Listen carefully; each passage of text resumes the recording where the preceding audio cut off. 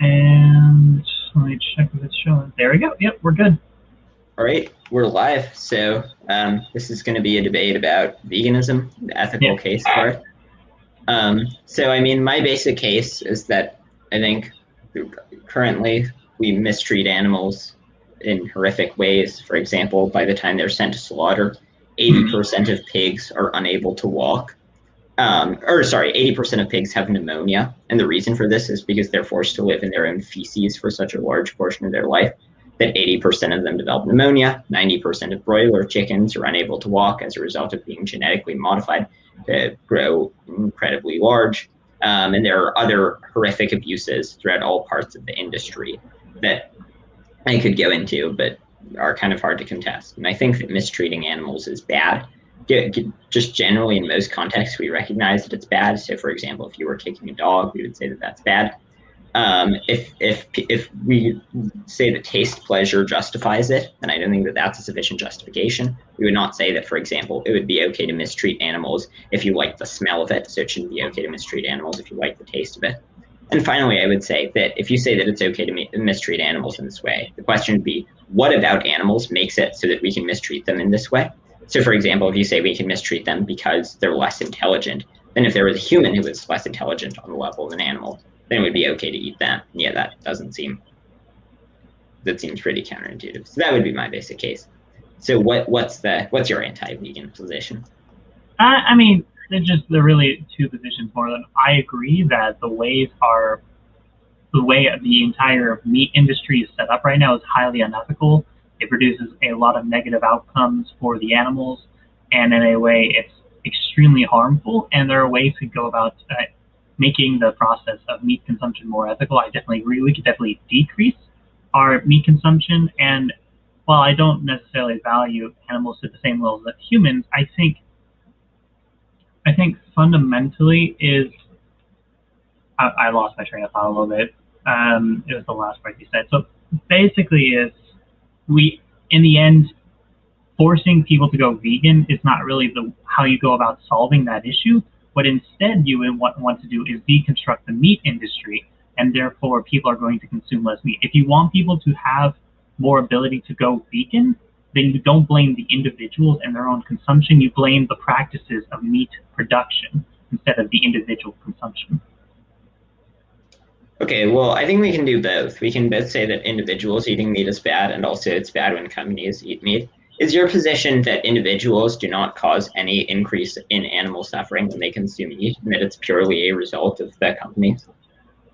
Pretty much, yeah. Because in the Okay. end, no, wait, before we go. So the thing is, though, a lot of people are living in poverty or living at impoverished levels.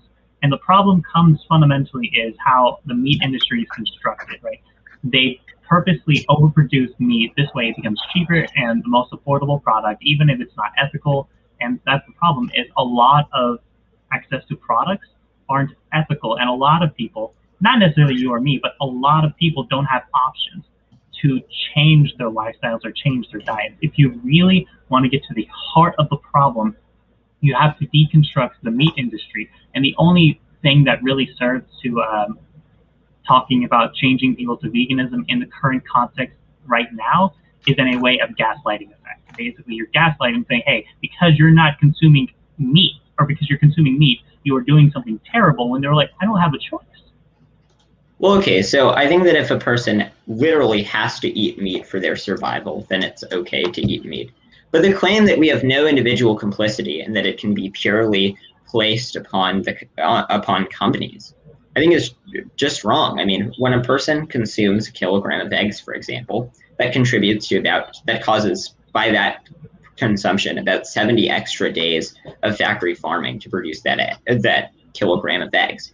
And so it's not just that something that the companies would do either way, because companies produce an amount to correspond to the quantity that's demanded. So if more is demanded, then they will breed more animals into existence, give more animals horrific lives of immense misery. I think that we can both criticize the meat industry and also say that individuals should change their consumption.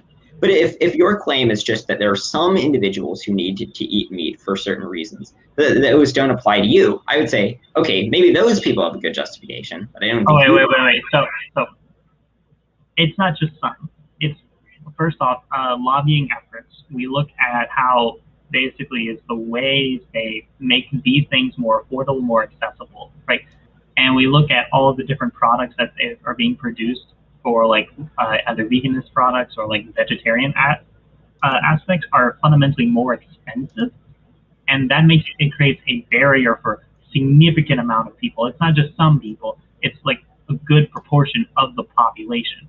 Now, there are people who could definitely go into like going into the veganism route, but the problem comes fundamentally is to ethical consumption, and the problem comes you can't have ethical consumption under capitalism because everything relates back to some unethical practice. If you truly want ethical consumption, like through veganism, you basically have to know where the focus should be. It should be on the meat industry because everything we do is like in some way connected to unethical behaviors.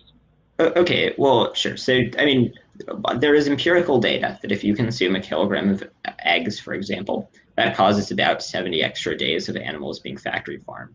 That is a causal effect of your actions. Do you think? Do you deny the empirical data supporting that? I'm not denying the empirical data. I think what you're doing is you're placing the focus on the individual instead of realizing that the individuals are the product of the environment. The meat industry creates the conditions through the advertising, through the corporate like collaboration with corporations to sell more products and such. Yeah, in the end, wait. They create the conditions, the people react to it, and then the demand is created by the influence of the company. People don't get a choice really in what is given to them. They can only work within the context of what they have. Well, okay, I mean, people do have a choice over the things that they consume. I agree with you that the meat companies are very bad, but if you're taking an action that's causing enormous amounts of suffering for which you don't have a sufficient justification, even if the causal mechanism by which the way that it causes suffering occurs is because it changes the decisions of big companies, then I think that you should stop taking actions that cause more suffering. And I would agree with you that we should do things that shut down the meat industry, for example. I would support, like, banning factory farms. But we can both say that individual consumption should change and also that the industry should change.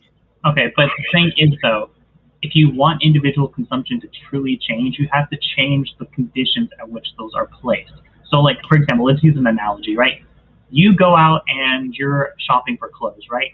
And the reality is each one of those clothes that you're going to be likely, you could definitely go for the ethically produced product, but the problem comes with the vast majority, and even the quote unquote ethically produced is still some way connected to unethical behaviors. If your argument is that it's ethical to engage in veganism, anything you do, everything you do, even the ethically produced product, is still based on some level of an ethical behavior. We could draw it back to all the different components that play in our society.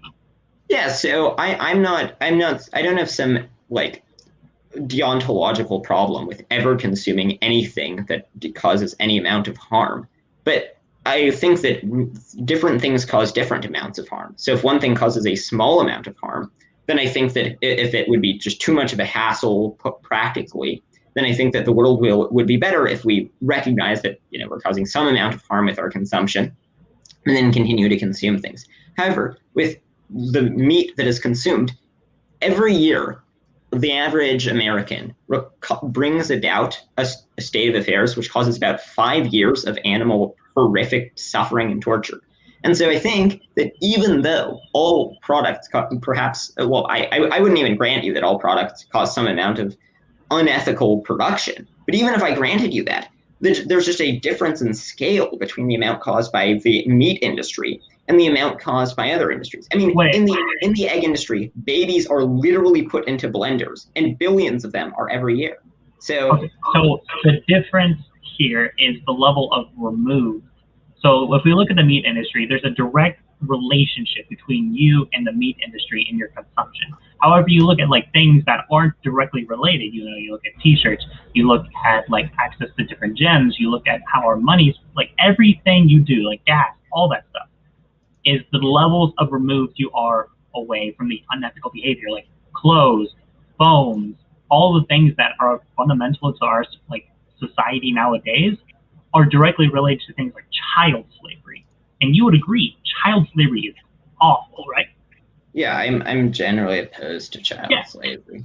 So, if you think about it, it's not about the unethicality. What you're placing the focus is on the level of removed you are from that issue. No, that's not what I'm placing a focus on. I'm placing a focus on the amount of suffering that is caused by your actions. Well, it's true that your action to consume a shirt might bring about some small amount of like increasing the demand such that it will like increase the probability of an extra child like being sold in slavery by a small amount. There's a quantitative question such that every time you consume a kilogram of chicken causes weeks on end of suffering. But every time you consume a shirt, there's just way less suffering caused. And so, given that I'm a consequentialist, I care about bringing about the best outcomes. You can't just, these things are not all equal. There's a quantitative difference. Well, the issue is, like, these things get produced regardless if there's a demand for it, right? We throw out tons of stuff every year. Demand does not directly relate to our society and supply. And the reality is the supply is created and there's a surplus that is thrown out every year. Clothes, food, shelter, all these different things that are essential to our survival is like, it gets thrown out. We don't need them. And they continue to overproduce products.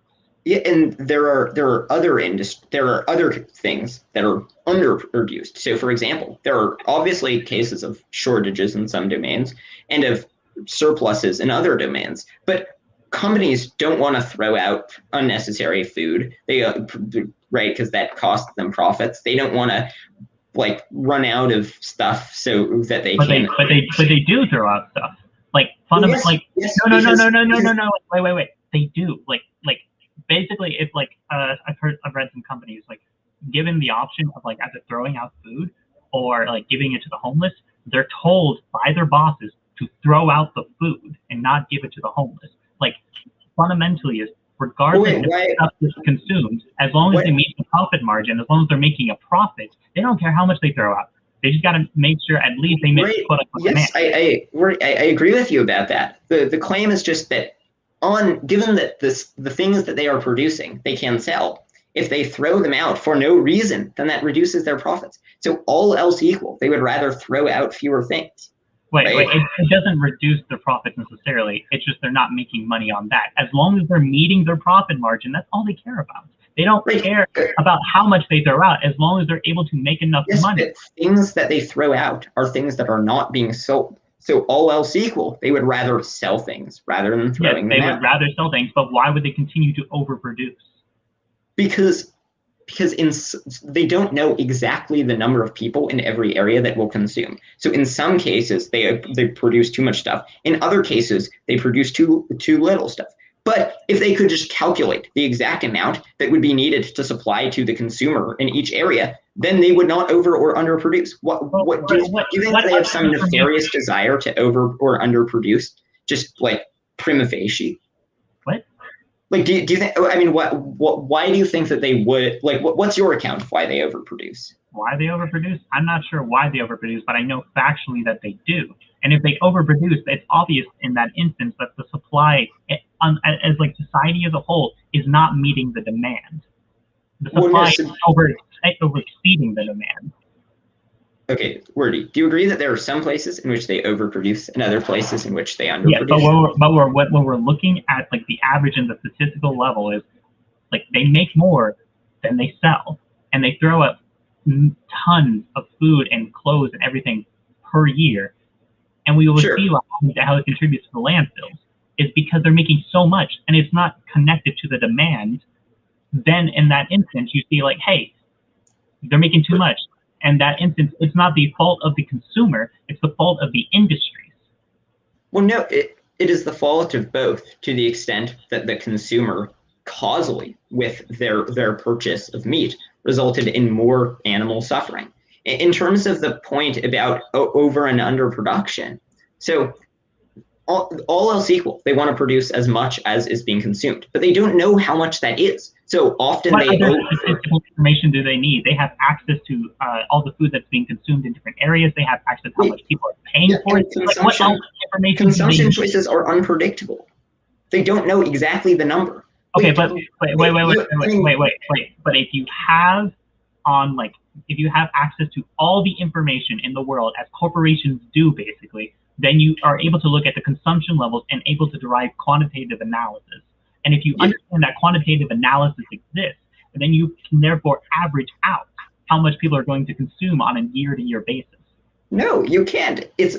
People are not monoliths. There is no way that the government can that corporations can predict how much consumption there will be in every good. Things are unpredictable. For example, there was a massive decrease in consumption as a result of the coronavirus pandemic, and there were supply chains drying up, etc. There were so many unpredictable things.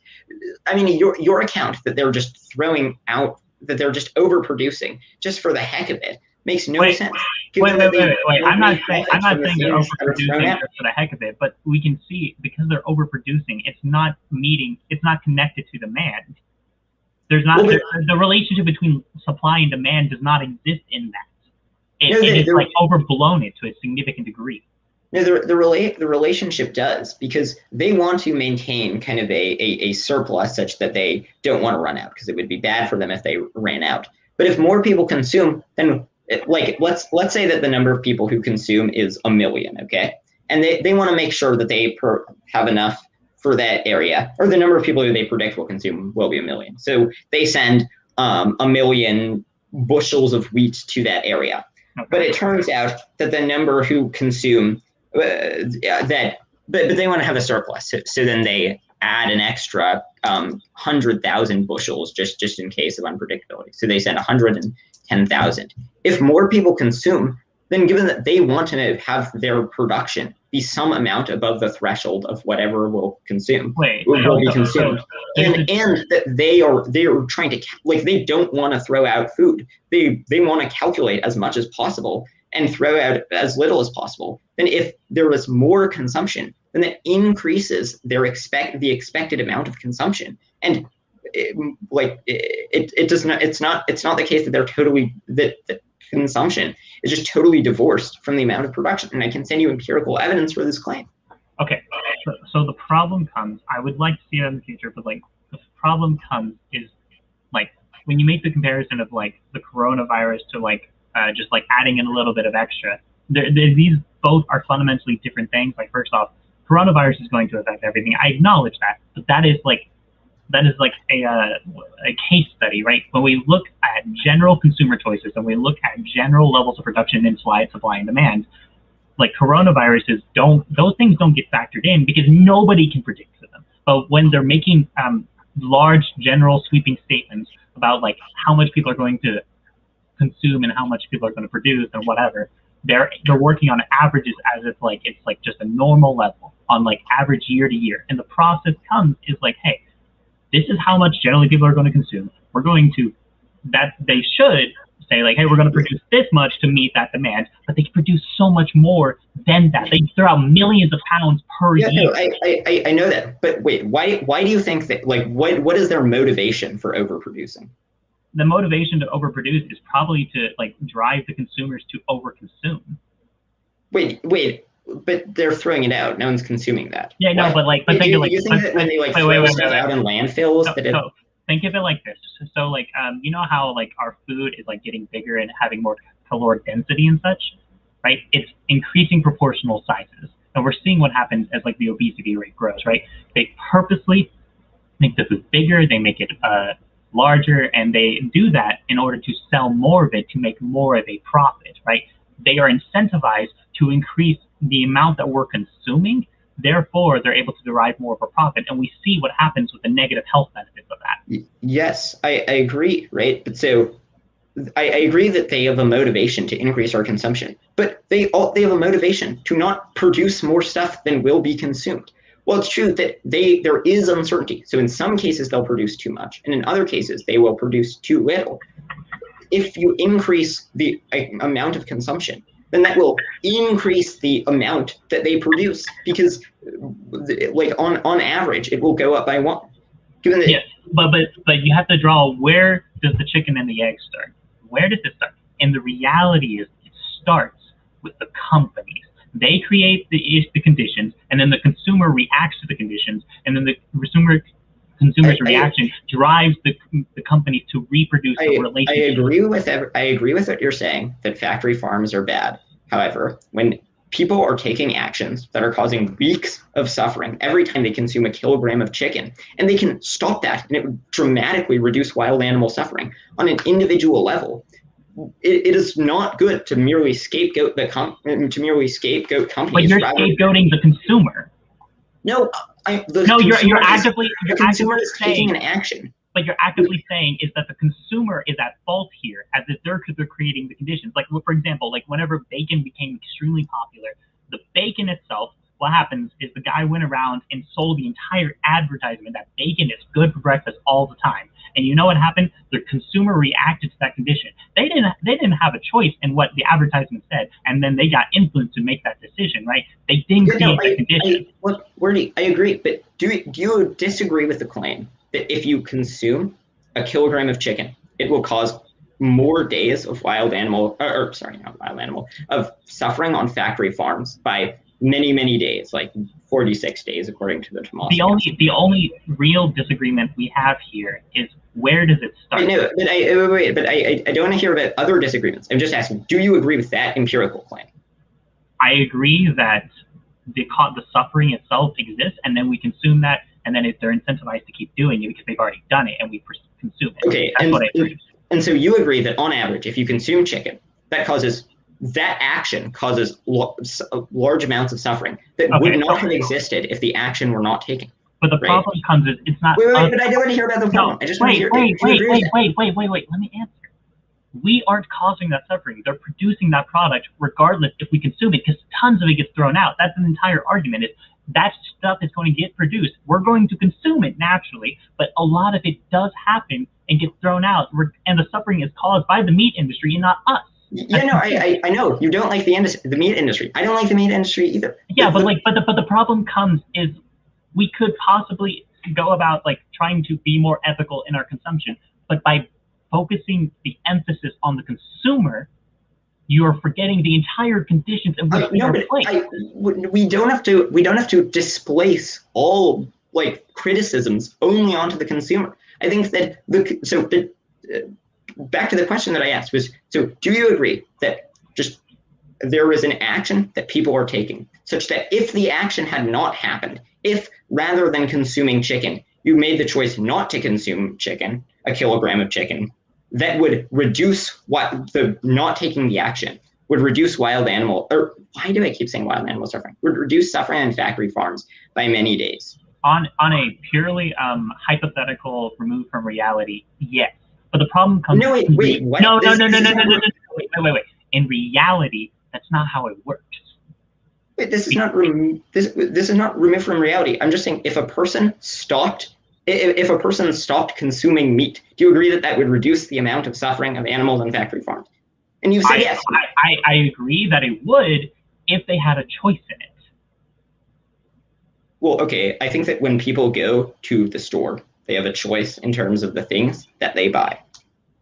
So, but the problem comes is if you're going to Walmart, right? Go with a hypothetical. You go to Walmart, you're like, all right, I need to buy the either meat or meat adjacent or whatever products for the week or the month or whatever time frame.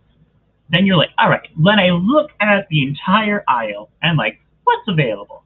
It's just beef, cattle, pork, all the major staple products of food consumption of meat are the most available. They're the cheapest, and they, as a whole, are more likely to like be accessible, right? Not everybody has access to veganism or vegetarian alternatives, and we could definitely go about introducing those more. But the problem comes fundamentally is, what's more accessible? What is easier to access? What is like more accepted within society due to what people have been exposed to? Yeah. Okay. So in terms of the claim. So I would agree with you that that the reason why people consume meat is influenced by things like advertisement from the meat industry. But people still have a choice when deciding what they're going to get at the supermarket of what things to consume. In terms of the claim that veganism is inaccessible, there is many vegan things are cheaper than meat, like beans and rice and pasta are cheaper. Now, there are some vegan things that are more expensive than meat, but there are other things that are cheaper. Well, the problem comes is you could definitely work to trying to incorporate more of those into your diet. And I agree is if we're going to try to produce healthier things, but the problem comes is just producing vegan alternatives, going to that process, it doesn't provide you as comparative as much nutrients, and it's more expensive to buy a lot of beans at one time just that bit of meat. Wait, you think that it costs more to get the same amount of nutrients on a vegan diet? On a financial level, yeah. Okay, why? What's your evidence for that claim? I just don't experience here. That's more okay. More of it. If you have any evidence to say this is more on average cheaper, sure. Then we could go into the issue of okay, if the meat itself is not as cheap, then we would have to ask, why are people still consuming? Well, people are consuming because they like the taste, largely. Or there's a lot of cultural components that have been affected and by society and ways we've been taught around it, right? There's this entire cultural component too. Yeah, I agree. Culture shapes the things that we want. Yeah, but the culture is shaped by the material conditions. Hey, look, I mean, what you're saying is you're pointing to the etymological factors that bring about people's desire for meat in the first place. But those don't affect whether or not, when a person consumes meat, those don't affect whether or not that causes suffering. Wait. Look, I mean, when a person consumes meat, it causes a large amount of suffering, regardless of the etymology of why they wanted to consume meat in the first place. The suffering is still caused. Here's the issue: is you're placing where it starts. You're saying is when people consume, they're causing suffering. The problem is the suffering occurs and then we consume. The problems that exist are not caused by the consumers. The consumers only react to what they're given. What definition of causation are you using? I'm using the normal definition is somebody makes an action and it causes an outcome. Well, wait, I mean, that's using the word in the definition, right? A person or a group or a system makes a choice and then it produces an outcome. It produces an outcome. What does produces an for example, if I went and punched you into the face. I'm looking for a definition, not an example. Oh, wait, I'm using an analogy to demonstrate. Basically, is cause is an action produces outcome. So your cause. So for example, if you are killing an animal, you're causing harm. Okay, I mean, you're giving examples, and then you're saying if it produce, but I don't know what produce it, what would determine if you produce it. So I mean, would it meet your definition of causation? So if we say I cause X if I X causes Y if X's non-existence would have prevented Y from happening. So I cause my brother to be sad if me not existing or not doing whatever. Well, if you didn't exist, your brother wouldn't care because he would have never had a knowledge of you. Or rather, me or if you die or something. It makes less sense in terms of people and more sense in terms of actions, but such that if the action were not taken, then the thing that it causes would not have happened. Yeah. Okay, so do you agree that it is the case that if you consume meat, there is in expectation more suffering that would not have been the case if you had not consumed meat?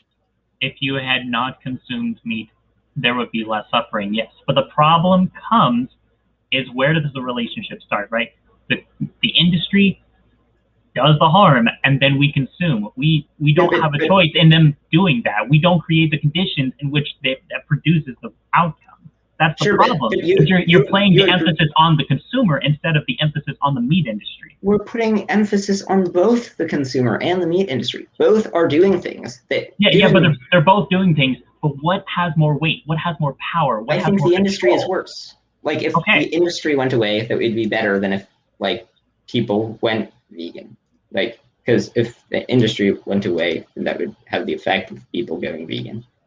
I mean, if all that you want to do is just like criticize capitalism, but not provide a substantive argument against the specific. Wait.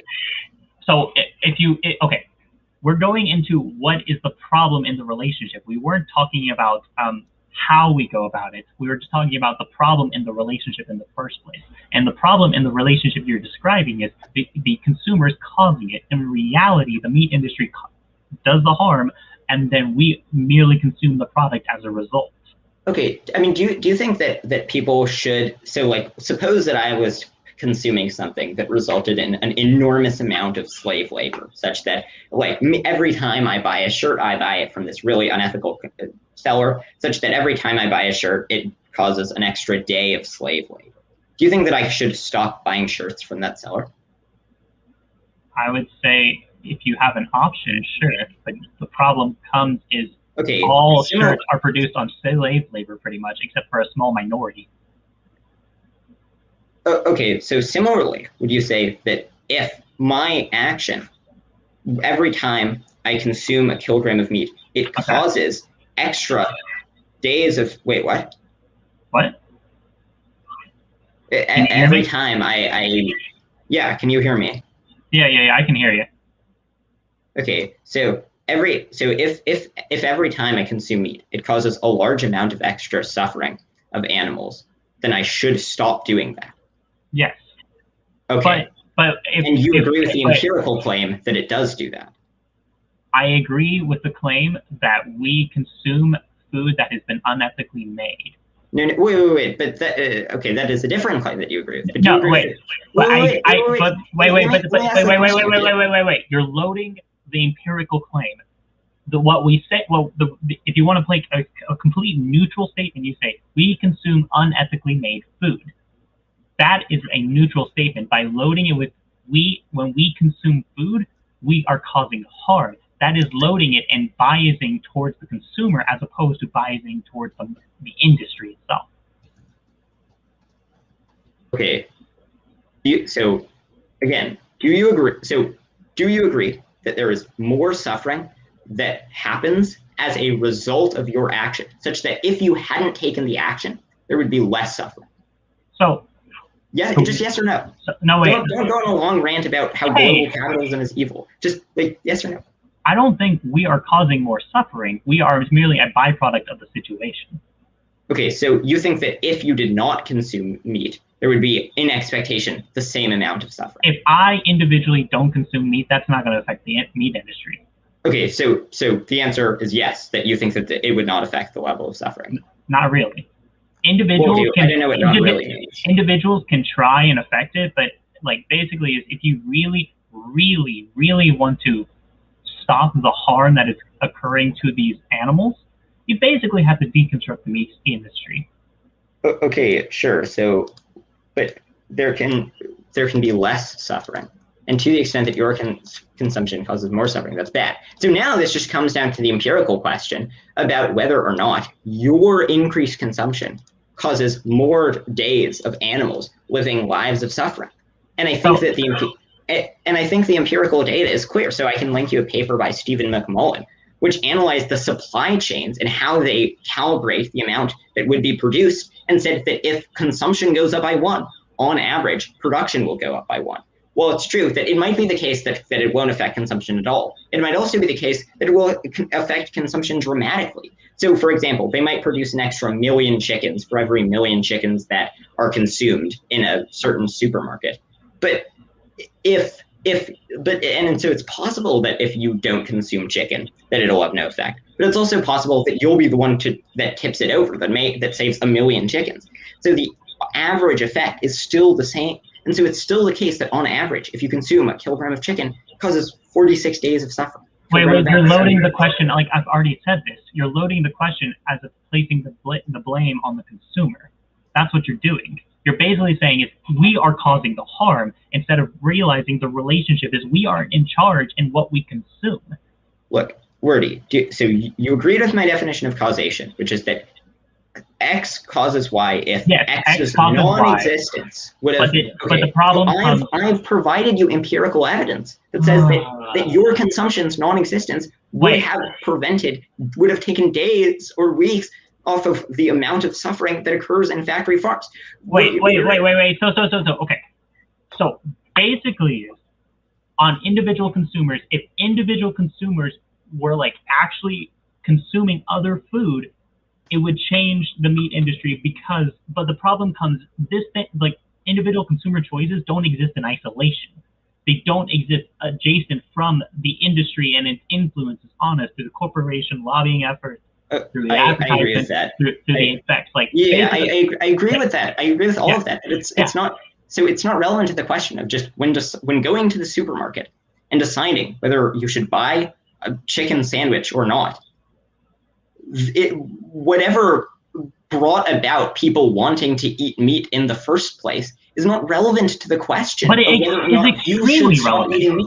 But it is extremely relevant because what you're trying to do is place the ethical framework, the ethical failure on the individual as opposed to the systems, right? Each individual, like every individual on their own can choose to not participate in that process, but the system is going to continue to exist regardless. It's like systemic racism. Each individual actor is not necessarily going to be racist, but the racist outcomes are still going to be produced as a result. Okay, so you agree that if a person does not consume, there is better outcomes that are produced. Well, it might not. Well, one person's consumption will obviously not solve the entire industry, given that the amount that factory farms will produce will be in accordance with the expected quantity demanded. And that if you consume more, then the quantity demanded will go up. So let me ask you this question. So in the framing is, if we choose to consume something else, how do we do that? Because like, first off, there's the meat industry is incentivized to maintain its control on meat production and maintain the relationship of meat consumption. Like fundamentally is they are incentivized. There is no incentive for them to change how they're producing it unless we basically say, hey, stop. Do you agree that if there's more demanded, then they'll produce more, but if there's less demanded, they'll produce less? Yes, but the problem comes is, where does that demand come from? The demand comes from the meat industry affecting demand. Look, the etymology of people's consumption does not matter. If when you're deciding to go to when you're at the grocery store and you're deciding to get a chicken sandwich rather than getting something else that you could purchase at the grocery store, your action to consume the chicken sandwich causes an extra 46 days on average of suffering. Now, are you going to repeat the same talking point again and again? The thing is, Wordy, your answer to this is just to say that the meat industry is bad and that they are shaping demand, and to talk about how global capital and about how the meat industry is bad, which is not a claim that I disagree with. But okay, but why are you placing the failure on the consumer? Because I'm not arguing with the head of a meat company right now. I'm arguing with you. So if both of you are taking actions that I think are bad, and that if you stopped taking them would reduce the amount of suffering, you're equivocating, or like the levels of actions are the same. Like the head of a meat industry. But wait. I'm not saying they're equivalent. Let me finish. So by saying is, my consumption and my choices of consumption are to the same level as the meat industry head CEO. That's not even a comparable claim. It's not a comparison that I made. I did not say I was comparing them in that they were both bad. I was not comparing them in that they were equally bad. Much like I can say a elephant and a mouse are both animals that have sizes. I'm not saying that they are the same size. I'm saying that they are both animals that have sizes. I think that the thing that what the CEO of Tyson Foods is doing, the action that they're taking, is considerably worse than the action that you're taking, right? Okay, then why are we emphasizing the small individual actions instead of realizing the large overarching Because the CEO of Tyson didn't return my emails for requesting for a debate. Hey, look, man, look. I understand, like, you can only talk to me here, but we both realize that we as individuals are such a small component when in reality the overarching problem is not us. The Yeah, and overarching problem. but we can't change the overarching problem. I mean, we can. Well, okay, to the extent that we can, our ability to change it does not trade off in any way with our decision to not eat animals that are unethically produced. But the thing is, you're placing the ethical burden on us in this relationship. Okay, I'm not saying you're a bad person. I don't think you are a bad person, but I think that the action that you're taking is bad. And what I mean by the action that you're taking is bad is the action that you're taking is such that if you were not taking that action, the world would be a better place. Okay? Do you agree? Like, on an abstract level, I agree. But the problem comes when we wait. When we apply this to reality, when we apply this to reality, there's a difference here. Is what we see is we as individuals, like, if we were to stop consuming and harm, sure. But the problem comes is, first off, companies are incentivized to keep producing because they're like, they're like, hey, demand has gone down a little bit, so we have to shape the demand. They go through more advertisements. They go through the process of influencing consumers to consume more, to spend more money. And then they're like, okay, that's how we all set it. And then the consumers are a symptom of the problem. Okay, so is your position, so okay, you have to deny one of these things. You have to deny either one, that if an action that we take causes a large amount of unnecessary suffering, we should not take that action. Or two, that consuming animals causes a large amount of unnecessary suffering. Which one would you deny? Or I could take the third position is the meat industry producing the product causes harm. Okay, look, I mean, but then that just wouldn't. Okay, here we can write this out as a syllogism, right? I'll put it in the comments. P1, if eating meat causes large amounts of suffering that wouldn't have occurred if we were not eating meat, then we oughtn't eat meat. P2, eating meat causes large amounts of suffering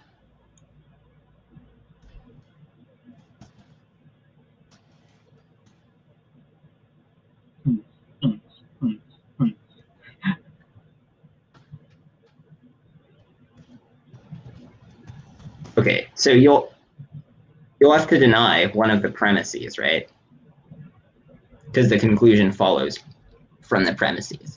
And note, talking about how the meat companies are bad is not a rejection of either premise.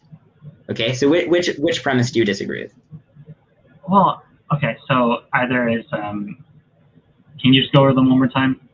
Well, yeah, it's in the chat. Oh, sorry, the formatting is kind of like, the formatting is not optimal. I'm not on your YouTube. Okay. Well, no, like in the StreamYard, but okay. I don't see any. Oh, comments. There we go. Yeah. Wait, I'll just put it in the private chat because the formatting is like quite. P1, if eating meat causes large amounts of suffering that wouldn't have occurred if we were not eating meat, then we out meat. Eating meat causes large amounts of suffering that wouldn't have occurred if we were not eating meat, and we out eat meat, therefore we out eat meat. Okay. So basically, is either our meat consumption is causing harm or it's not. So which of the premises do you reject? I would say that we aren't causing the harm. We are merely byproducts of the harm. Okay, but which premise do you reject?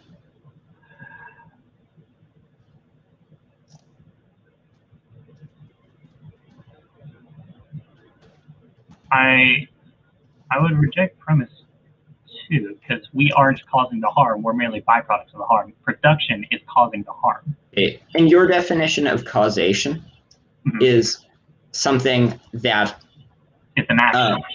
What? It's an action, and the action, or it's the causation is the harm. You agreed. Well, you agreed with the earlier definition, which is just A causes B if A's non-existence would have prevented B from happening. Okay. So do you agree that if you stopped consuming meat, there would be less suffering? No. Okay, so I've provided you the logical reason as to why that's the case, given that. But I've provided you the logical reasons why it's not the case. You can make the claim I've provided the reasons why it's the case, but that doesn't mean okay. So I think I've responded to your arguments, but I've also given empirical data that it is the case from the Halteman study, for example, which finds that when you consume meat, there is a specific contribution that's made. So the issue here is we acknowledge there's a relationship, but we have to acknowledge, like for example, if a mind track exists, right? If we have the end goal and the starting place. Where does it start? Here's the consumer, here's the producer. Who causes the mind part to move? It's the producer. The producer raises the animals, it grows the animals, it kills the animals, and then it says, hey, consume this unethical practice. And they were like, okay. Sure, but your action makes it so that they produce more animals and mistreat more animals. And I've given you empirical evidence for that claim, okay? So I can't read the article right now. Well, okay. So do you have look, do you have a link on it? At the very least? Yeah. Okay. I just linked it in the chat. Or wait, I'll send it in the private chat because stuff doesn't work in the main chat for some reason. Okay, so the logical reason why that's the case is when deciding how much of stuff to produce, companies look at the amount that is consumed, and then given that they don't want to produce too much or too little, they want to sell the stuff that they produce. They will try to make the amount produced be how much they expect will be consumed. So if you consume an extra chicken, then the amount of extra chickens produced will be about one. Well, more like 1 times the shape of the demand curve, or the slope of the demand curve. But so like 0.6. Sorry, I'm just reading the abstract. So they argue that there's a clear. So they argue here that there's a clear relationship that if we were to not consume as much food, then we would reduce in harm. What's their methodology? Okay, so they analyze aggregate trends. They I'm not a researcher, right? But I think that the study is generally regarded as being fairly credible. And it, cites data on aggregate trends, supplies economic models, etc.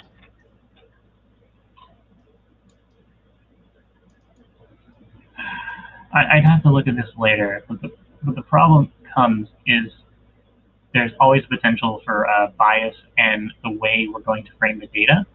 So I'm not going to take this like prima facie. Wait, do you think that I'm misinterpreting the data?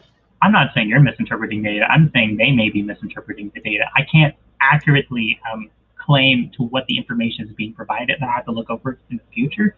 But generally, I'm going to maintain, we all acknowledge the relationship between consumption and production exists. But we have to say, who is in charge of this relationship? No, we don't have to say when analyzing your individual action. There's no need to talk to just go on and on about the history of the meat industry.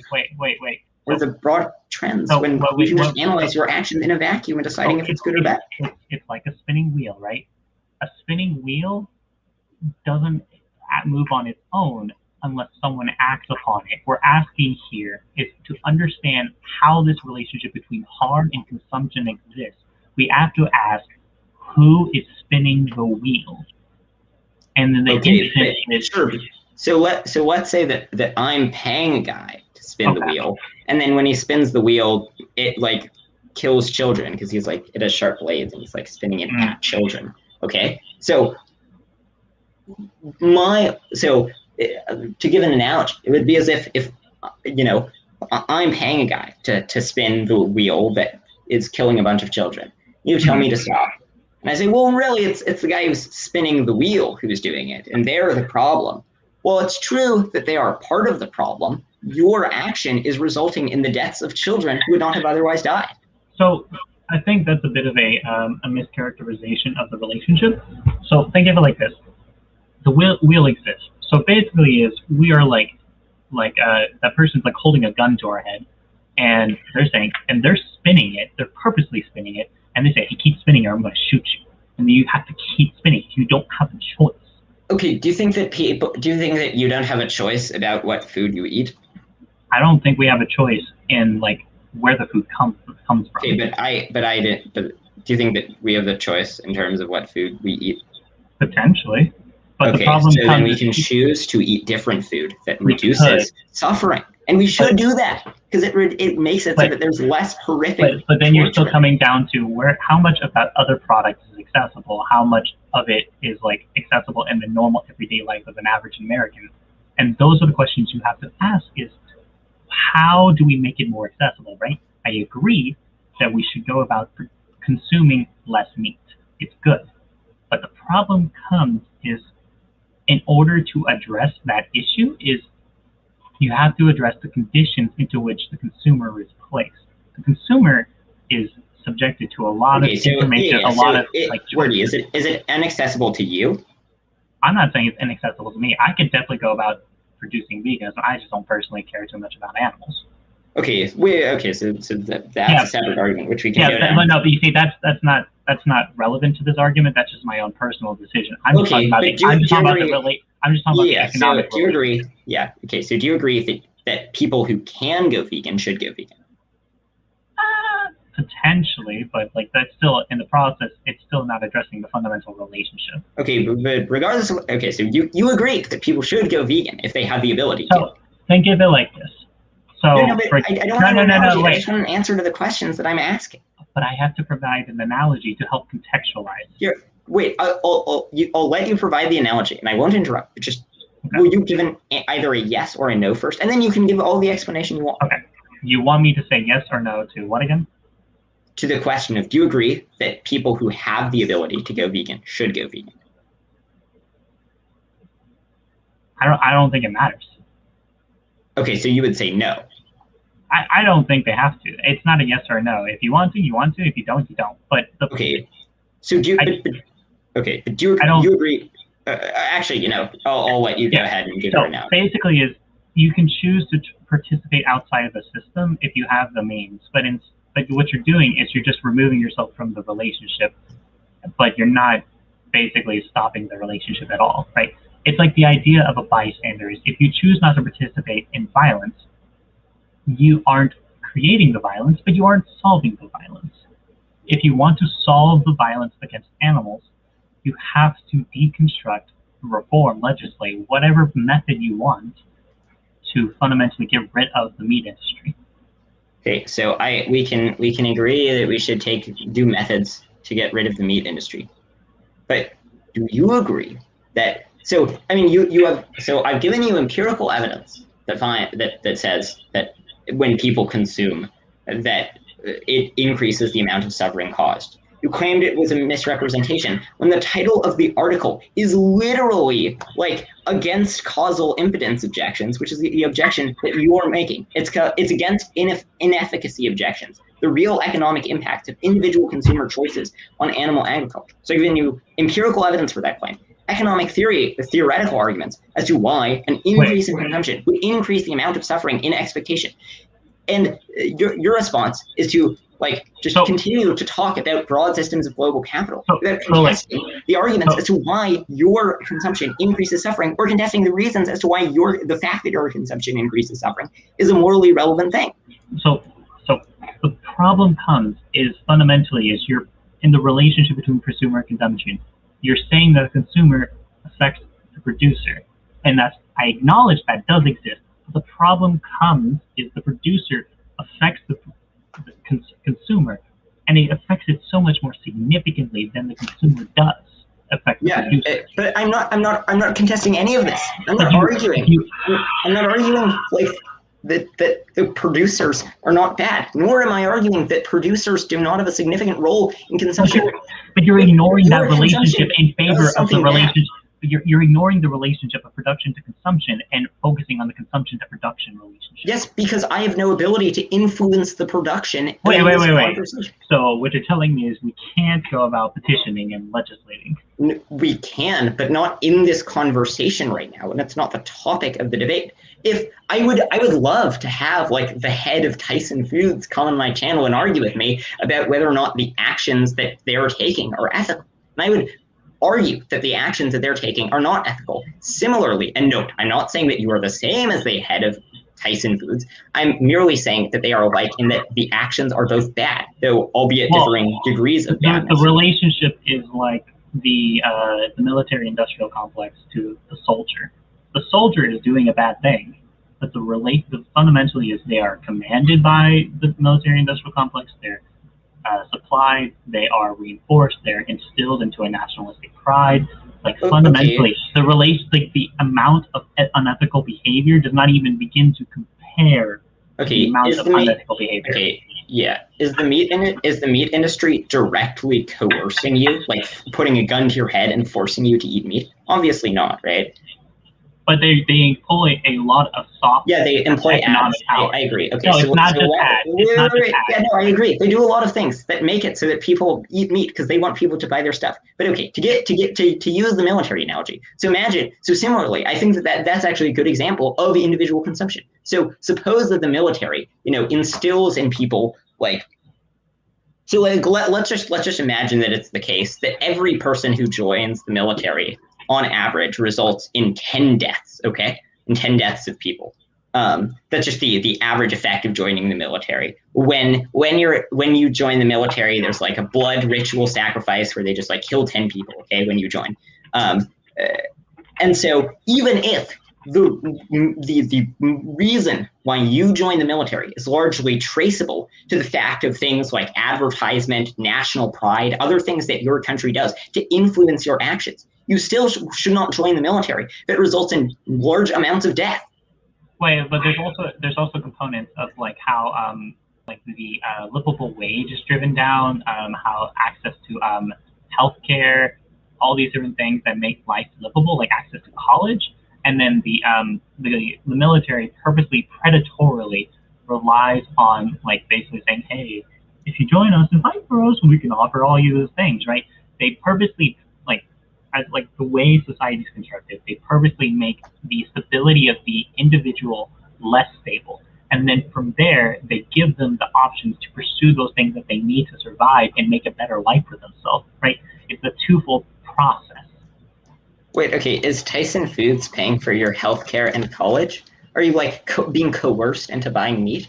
No. I think. Wait. You're just making the decision to buy meat, even though it causes suffering, despite your ability to not consume meat. And pointing like they're not analogous because in the case of the military. So like we can actually make a comparison. So like for example, a long time ago, back in like the 80s or something, sugar industries purposely lobbied and influenced legislators to create like the pyramid, the food pyramid, in order to like skew towards what they do and like skew towards their products.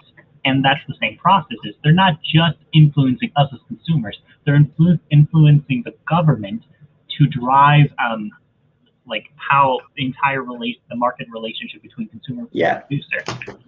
So like. I'm not disagreeing with any of this. The only part I'm disagreeing with is that this somehow vindicates your actions, which I've given you both empirical evidence and economic theory as to why that causes an increase in the amount of suffering of animals, right? It's such that if you made the choice to not take that action, which you have the ability to, there would be less suffering in the world. But my action doesn't affect the production. It does, because the amount that they produce, they'll produce an amount that corresponds to the expected demand. So if the expected demand increases, then they will produce more. Well, wait, okay. So you're basically saying is they are like, the problem comes is you're saying is we directly like control, and like basically our behaviors are our behaviors are a product of the conditions we're raised in, right? Basically is in isolation, if you look at the relationship between consumer and production, theoretically, we do have an influence, right? theoretically, but in practicality is producer does things, consumer reacts to things. Producer says, that is the thing I want, I keep doing that. Okay, so regardless of whether or not it's as a result of the producer taking the action, which caused you to want to eat meat in the first place, if you eating meat causes more suffering, then you should stop eating meat. And you've already agreed that there's a link between consumption and production.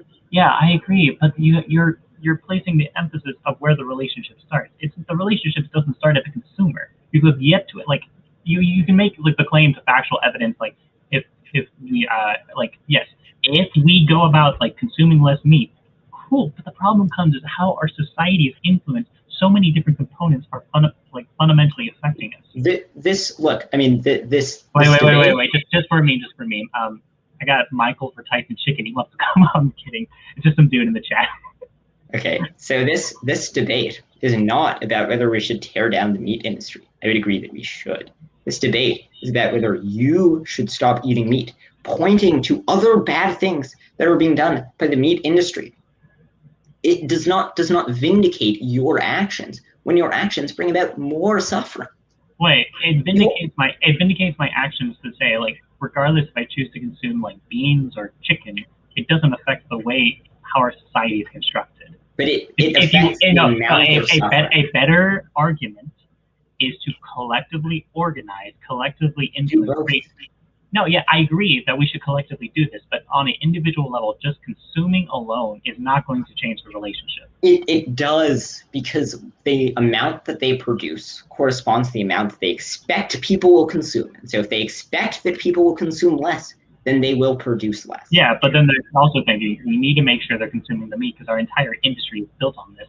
Okay, so sure. So I mean, maybe because the goal of a company is to make the most amount of money. Yeah, I agree that the goal is to make profit. Okay, so maybe when they see that people are eating less meat, is your theory that the factory farms will scale up like advertisement in response to people eating less meat to try to win back the vegans over to eating meat?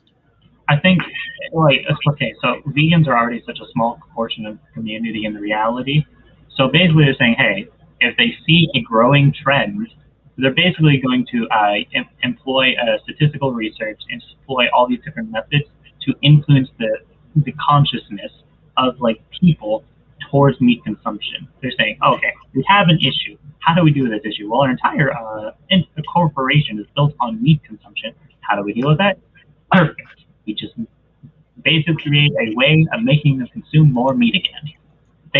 Basically this is the same thing when we see with like oil production, right? We know I agree yes, I agree. Okay, first, I agree that advertisers try to influence our actions.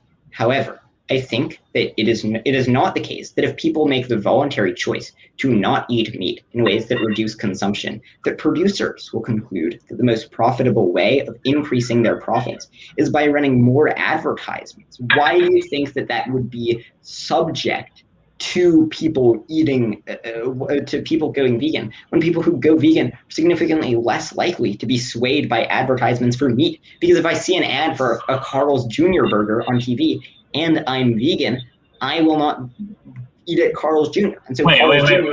has less of an incentive to do it. Think of it like this. So basically is like if the vegans start building a small movement, if they start like working together to like collectively like turn people more vegan, right?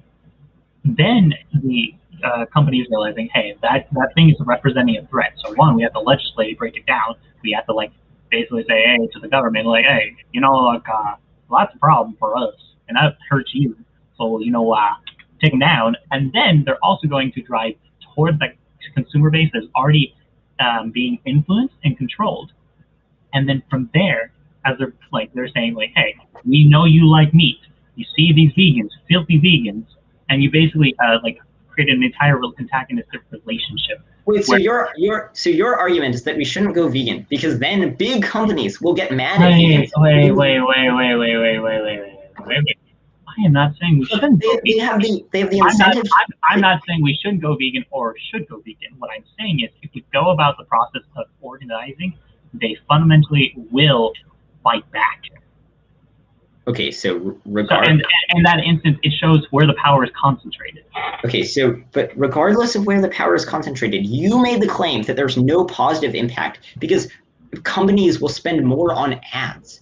I mean, companies will, if anything, spend less on ads because if fewer people are consuming meat, then there's a smaller potential audience. They're less likely to influence people's consumptions.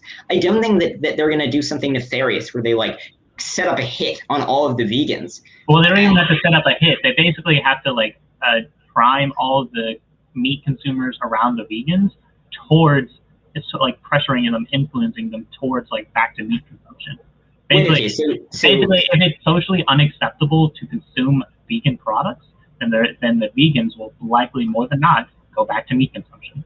Okay, so your view is that we should not go vegan because then big companies. I'm not saying we should or shouldn't go vegan. I'm just saying it's the debate was literally about whether we should go vegan. It was about whether there's a moral obligation to go vegan. I say there's a moral obligation to break down the meat industry. Do both. But maybe the more vegans there are, it will be more socially acceptable to be vegans. Well, there's not some nefarious backlash that outweighs the positive effects of increased vegans in the world on making veganism more culturally acceptable. You could definitely make veganism more culturally acceptable, but fundamentally, if comparatively, vegans have so much less money and so much less influence and so much less staying power than the meat producers. If you fundamentally want to make more people vegan, you have to break down the entire consumer relationship. Okay, yeah. So, I mean, look. So my perception of this conversation, which I think you would disagree with, is that I'm pointing to specific actions that you take that cause large amounts of unnecessary suffering. And your response is to blame the boogeyman of global capital and analyze the etymology of our consumptive choices rather than agreeing with the moral case for why you should stop causing unnecessary suffering. I would say I agree, like the amounts of meat that we consume is unethical, but the problem comes fundamentally I have with this argumentation and this entire framing of the debate is on the emphasis of the individual, when in reality the relationship is we are dictated to and not the dictators. Okay, well, can I just say, Head of Tyson Chicken, if you're watching, I think you're despicable. And what you're doing is significantly worse than people's individual consumption, okay? I blame you considerably more than I blame individuals consuming. And in fact, I don't think that individuals are bad people. I just think that the amounts you could make the argument that we're all terrible people because we're all engaging in ethical consumption. Well, no, but so I'm a consequentialist, right? So I think that we shouldn't judge people as much as we should judge actions in the basis of their consequences. But you're taking an action that brings about bad consequences, so you should stop doing that. Well, so the thing is, though, if we go into the consequentialism, individual actions aren't going to consequentially change the environment that we're surrounded in. They will change. It's collective action that needs to be employed. If you truly want a veganism to become popular and to become a more dominant mainstream view, you basically have to collectively organize politically to affect meat industry. We can do both, but individual actions does increase the amount of meat that's produced, as per the Mullen study. Potentially, but the problem comes. No, not potentially. This is a fact. Wait. Let me finish. Okay, so think about it like this. Okay, just because an economic theory exists doesn't mean it's a good one. But two is you have to. Well, no, I mean it's supported by like. Okay. I mean, neoliberalism is supported by a lot of things. It doesn't mean it's a good. I mean, I'm a neoliberal. Well, we could get into that in the future. But basically, what the relationship exists is that fundamentally is the entire capitalist system is designed towards unethical consumption because it's cheaper, it's easier, and it's more profitable. And basically, it's not in the whole relationship of veganism to the individual. It's not about individual failure. Yeah. So this is the part where you blame global capital and talk about the group being bad, right? I mean, I agree. You can call me a dead horse all you want, but I'm pretty fucking right. No. So given that you don't think that your choice to eat meat like causally decreases the amount of I would say is fundamentally is if you want to go about introducing veganism, you have to think about which actions have more effect, which actions have more staying power. Collective organization is more effective than individual consumption changes. We can do both. We can both do collective organization and individual consumption changes. But I mean, okay. Well, I feel like we've kind of belabored the point. But I mean, what kinds of collective organization would you support? For example, would combat factory farming? So while I don't necessarily like electoral politics myself, because there's a lot of issues with it. For example, if you basically build a collective force to influence Democrats towards veganism, then you could probably have some more influence. But the problem comes in a lot of vegans. I'm not saying you did, but a lot of vegans go into this whole individual shaming as if we are the failures of our own actions, when in reality we are. Okay, I don't want to hear about your reasons why you don't like other vegans with whom you're not having the conversation. Wait. I'm just saying is, if you want to fundamentally affect on a societal level, the emphasis should be placed on influencing the electoral politics. Okay, how should we influence the electoral politics? The normal method any issue goes about. We basically we talk to our senators, we talk to our city councilors. Oh, for example, if we want to introduce more veganism products on a local level, what we could do is talk to the city mayors, talk to the farmers who live in that city, and we say, hey, we create a relationship where the city funds those local farmers. I would agree. There are ways we can do about locally, very obviously. Yeah, I agree. We should do these things. But basically, if you want veganism to make it easier, you basically have to, you want to turn people vegan, you basically have to make it more accessible. Well, okay, but so regardless of what is the most persuasive way of convincing people to be vegan, your action to consume meat causes unnecessary suffering, and thus no need to do it. I mean, the other argument you raised is you made the claim that there's no ethical consumption under capitalism. Okay, so if we're going to move off the veganism debate, we could talk about that. I just want to make sure we're moving away from it.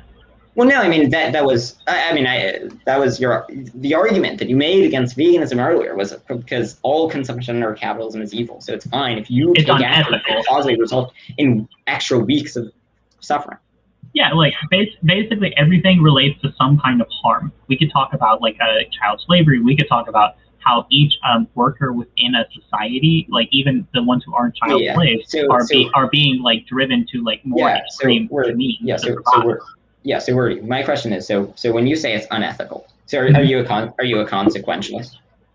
I don't necessarily care about the specific philosophical abstract. I'm just I want people to have the best life possible. Okay, so you think that every single thing that's produced under capitalism makes people's lives worse? Wait. Every single thing produced and consumed under capitalism is inherently unethical because in some part of the way it's made, of where it's sourced, or what it's produced, is based on some level of coercion. Okay, so but you said that so do you have a deontological opposition to coercion? Well, I think coercion makes people's lives worse. Okay, so but what you fundamentally care about is making people's lives better. Okay, yeah, I want people to have the most amount of freedom and the most amount of happiness. Right. So then what you have to show is that every single thing that's consumed under capitalism makes people's lives worse in the aggregate. I feel like that's placing an unfair burden. Wait. It's not placing an unfair burden because you've said that there's no ethical consumption under capitalism. Yep. You said that something is ethical if it makes people's lives better. So you say wait. No. I said it's unethical because everything we consume and produce is based on some level of coercion, right? Through either violence, through either warfare, or through child slavery, through the decreasing of stability for the individual workers. everything we do is based on some level of coercion and harm. What's the definition of coercion? Basically, it's like pushing a person to make a choice through either a direct threat of violence itself, or some kind of need of survival. Okay, so every single thing that we consume, like, makes it so that people are pushed by a either direct or indirect threat of violence. Okay, or a direct or indirect need to survive. Okay, so wait, so like if I buy lettuce, why does that cause coercion? So, for example, if you go about like lettuce consumption, so like say the farmer that produces that, well, that farmer has to produce that in order to make money to survive, to pay off his debts, to get his own food, to be able to pay off his bills, and that is a component of like the coercive process, right? In order for him to survive, he has to. Explain to me causally how the farmer's life would be better if I wasn't consuming the lettuce. I'm not. Wait, what? Oh, wait. Wait, I mean, if your reason why coercion is bad is because it causes harm, and you have to give an argument as to why the farmer whose lettuce I consume isn't left worse off as a result of me consuming. Wait, I'm not saying you shouldn't consume the lettuce. That's not what I'm saying. I'm saying is the farmer is driven towards producing that good in order to survive. Not like we all agree that there is some level of like need to survive in society, but the degree to which capitalism employs that need to survive by purposely undermining the accessibility to income.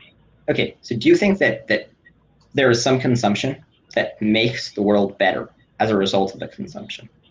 Can you repeat it one more time? Yeah, do you think that there is some consumption that makes the world better than it would have been had that consumption not been? Yeah, if we go about like trying to have the more ethical consumption, like comparatively, but in that. Wait, this is a yes or no question. Do you agree? Wait. We can go about trying to consume more ethically, but fundamentally. That is not an answer to this. The question is, do you think that there are some things that make the world better as a result of their consumption? Yes or no? Individual consumption is going to make the world better, I think. Okay, wait, so you think that there's nothing that when we consume makes the world better? I don't think it changes the nature of the relationship. No, but wait, don't use abstractions and talk about changing the nature of the relationship. Just, do you think that the world becomes better, or that there is no food that can be consumed that will make the world better? No. Okay, so let's suppose that I buy something, and the person who sells it, I buy lettuce from a farmer, and the farmer gets to sell their lettuce as a result of that. And so then the farmer gets money, and they can use it to buy things. Why does that not make the world better? Well, it doesn't make the world better because it's not addressing how his life is driven to that point. Was his life better? He's able to survive a little bit longer. Doesn't mean necessarily it's better. Wait, so you think that his life is not better even if he has more money? Well, like if for a large majority of farmers, a lot of them are meeting towards like a lot of them are already in debt. And producing. Okay, wait. You're making a universal claim that every single consumption under capitalism is net bad. Yes, I'm trying to explain. Okay. But examples do not prove a universal claim. Wait. I'm describing how that thing exists, right? The farmer fundamentally is like, okay, I need to survive. And how do I survive? By making money. How do I make money? I have to produce the lettuce. And then you think about like the process of producing like lettuce and stuff. It is highly unprofitable, and they go into debt a lot, and they don't have a choice in that debt. So I'm not asking about the common production of lettuce. So I'm asking. So if I buy lettuce from a farmer who gets it in an ethical way, they're just like a small farmer who's producing lettuce. Why does that make the world worse? I'm not saying it's making the world worse. Well, why does it not make the world better? If the guy has money, just because something doesn't make the world worse doesn't it doesn't make the world better. Yeah, no, I agree that there are some things that don't make it worse or better. Yeah. But if the guy now has money that he can use to buy stuff that make his life better, why is the world? Well, you're assuming that he's making enough to make his life better. You're assuming that he isn't surviving on the baseline of what he was before. Well, presumably people's lives are better if they have more money, right? Wait. You're assuming he's making more money comparatively than he has. Yes, because if I buy his stuff, then he gets money. No, but like, if his if he has a standard level of living, right? If on average, like, farmers make just enough to survive, and so they survive, but they're not necessarily having a better life. They're not making enough money to make their lives better. But regardless of whether or not most farmers have good lives, if I buy it, is his life better? His life is surviving. That doesn't mean it's better. Okay, but I'm not asking if his life is surviving. I'm asking if his life is better. Not necessarily. Okay, well, he has more money. Do you think that people who have more money have better lives in general? He has enough money to survive, but that's not necessarily he has a better life. But do you think that if he has more money than he would have had if I did not consume it, then his life is better? Okay, so basically we have to get down to the really grainy level of if he didn't have the money, he would die. No, it's not necessarily the case that if he didn't have the money, he would die. It's just if I buy his stuff such that he gets money and I get less, is he not better off? Not necessarily he's better off. Okay, he now has more money. Do you agree that people with more money are generally better off? Wait, well, you see, if there's a thing, a track in the timeline to where the demand of lettuce grows and he makes more money, then in that instance, the greater consumption makes his life better. But the reality is that's not how it works. Well, wait. The reality is for farmers a lot, they aren't having those crazy dips in demand or crazy rises in demand. They're just making enough to survive. Okay, so sure, but if when I buy his stuff, regardless of the broader life of the farmer, when I buy his stuff, he gets money and money makes his life better, then my consumption is not unethical. And so by what metric are you saying his life is better? Well, when you have more money, you have greater ability to buy stuff, and the stuff that you buy will generally improve your life, right? So you might buy a couch, you might buy a plane ticket to see someone in Hawaii. So I think the issue here is you're making the comparison between when he didn't have the money versus when he had the money. But then we could draw it further, okay, did he have the same amount of money before he didn't have the money there? And you have to make the comparison of the standard of living before he produced that to producing and then selling, right? We just have to do a consider what would have happened if I bought it versus if I didn't buy it. If I buy it, then he gets money and I get cucumbers or lettuce, I think it was. And he gets money and he's better off and I'm better off. I mean, you may be better off because you have access to lettuce, but it's not a guarantee. But he is better off because he has money, and money makes his life better. Yeah, he has money, but it doesn't mean necessarily his life is better. He has to pay off a lot of things in the process. Okay, sure, and he has more ability to pay off a lot of things because he has money. Potentially, but that's not a guarantee. Wait, but money doesn't allow you to pay off more things than you would have otherwise been able to? Money allows you to pay off things, but it doesn't necessarily mean your situation is resolved. But I'm not saying his situation is resolved. I'm just saying his life is somewhat better. So if you want me to make the agreement that if he didn't have the money, his life would be worse off, I will agree that his life is better off. But that doesn't mean it's ethical. Wait, okay, so me doing something that makes me better off and makes him better off is unethical? I'm not, wait. We're consuming unethically. There's no ethical consumption of capitalism. Not directly through our actions, but the things we consume are made unethically. Okay, wait, so every single farmer produces wheat unethically, for example? Well, every single farmer that produces wheat has a coercive relationship to the government and the companies that they relate to. Okay, but that's not causally impacted by my actions. Wait. That's not impacted by your actions, but because we're consuming it, we're consuming an unethical product. Wait, okay, so if your claim is just you think capitalism is bad and everything that we consume is capitalist and capitalism requires people to do stuff in order to get money, then that, I mean that's trivial. But that's I mean, only it's, looking at the macro scale and not looking at the wait, individual purchase. oh, wait, okay.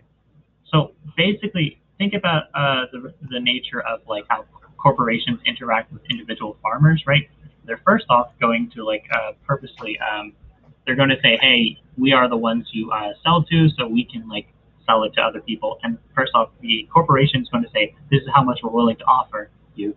And the individual farmer is like, I need enough to survive because like, you know, the privatization of like the different things like water, electricity, home, and all these different things that we need to pay off to survive. And then the government doesn't have financial support, and if it has any financial support, it's usually not significant. Sure. But would you agree with the claim that there is some food that we consume that makes the world better than it would have been if we had not consumed that food? So the thing. Yes or no? Okay. Wait. I feel like you're conflating ethical. I don't want to hear what you think I'm conflating. Just answer the question. Yes or no. But in order for me to answer an argument or a question, we have to acknowledge what things we're defining here. And for example, you're defining better and a method of like comparing ethicality. Okay, so what clarifications about the question do you have? What things about the question do you not understand? So, just because somebody's life may be better, do you think it's still ethical? But that's not a clarification about the question, right? The question is just whether you agree that it makes people's lives better. Sure, but that doesn't mean it's an ethically consumed good. So the clarification that you wanted was not about the question, okay? So I'm just going to ask the question again. Do you agree that there are some things that you consume that makes people's lives better? Sure, but you're still not answering the question of, are goods consumed under our capitalist structure ethically produced? Any of it? Well, okay. I mean, so that would just be a question about whether or not capitalism is good or bad, right? Yeah. Well, that's what it relates back to. Okay, sure. So if all you're saying by there's no ethical consumption under capitalism is all consumption occurs under capitalism and capitalism is unethical. Wait. Capitalism is unethical because of the ways it accumulates wealth and the ways those corporations go about. No, you don't need to go on about why capitalism is bad. I need to qualify the statement.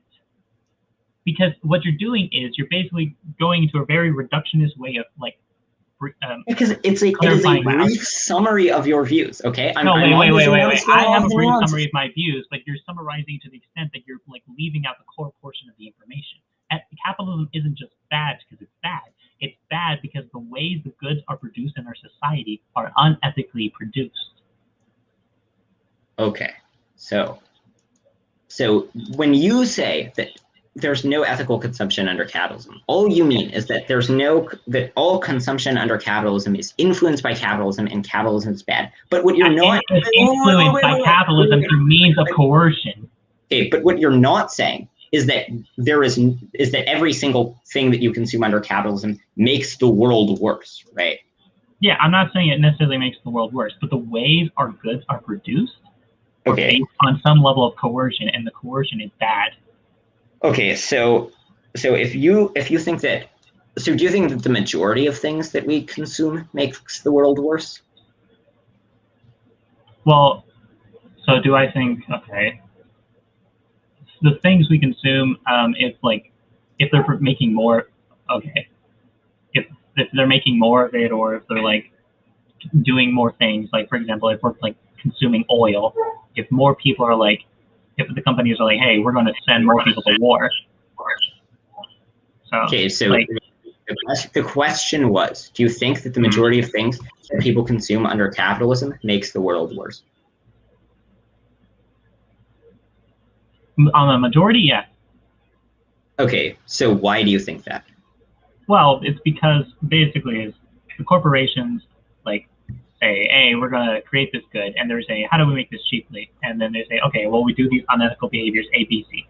And then from there, they say, hey, this is our product, consume it. And then the consumer is like, hey, they consume that. And then the producer's like, yes, we have made the money. We have the money. And they're like, well, now that we're able to effectively produce that good and sell it, then we're going to make more of that good and try to drive the demand to match how much we're going to produce. Yeah, okay, so that is how supply and demand works. Why does that mean that it makes the world worse? Well, it's because specifically the relationship between supply and demand isn't bad. What specifically is the ways that the relationship between supply and demand is met. Okay, so look, I mean, you've agreed, Wordy, that there's some consumption under capitalism that makes people's lives better, but it doesn't mean it's ethically consumed. Yeah, okay, so but there's some consumption that makes the world I'm not better, refuting your argument.